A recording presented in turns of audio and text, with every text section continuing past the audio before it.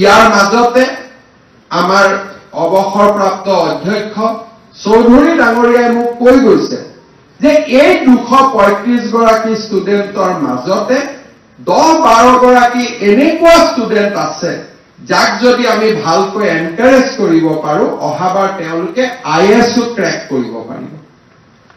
এই অবজাৰভেশ্যনটো মোক কোনে দিছে? লোকসেৱা আয়োগৰ প্ৰাক্তন অধ্যক্ষ গৰাকীয়ে দিছে যে স্যাৰ মই যিখিনি ল'ৰা ছোৱালীক আপোনাক দিছো তাৰ পৰা 10 গৰাকীক আপুনি যদি এবছৰৰ কাৰণে ষ্টাডি লিভ দিয়ে ভাল কৰি পঢ়াৰ সুবিধা দিয়ে তেওঁলোকে IASও ক্ৰেক কৰিব পাৰিব।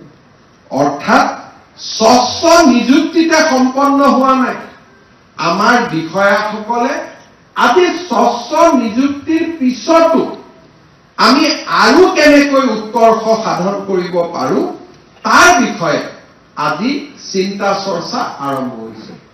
যোৱা 3.5 বছৰত আমি যুৱক যুৱতীসকলৰ মাজত স্বচ্ছ নিযুক্তিৰ এটা স্পষ্ট ধাৰণা কোনেও কাকো এপ্ৰোচ নকৰে। মই অলপ আগতে কৈছো যে মই 150 গৰাকী মানুহ 200 গৰাকীলৈকে সপ্তাহত লগ পাওঁ, কোনেও মোক কাগজ এখন লৈ নকয় যে মোক পৰীক্ষাটোত পাছ কৰাই দিব লাগে।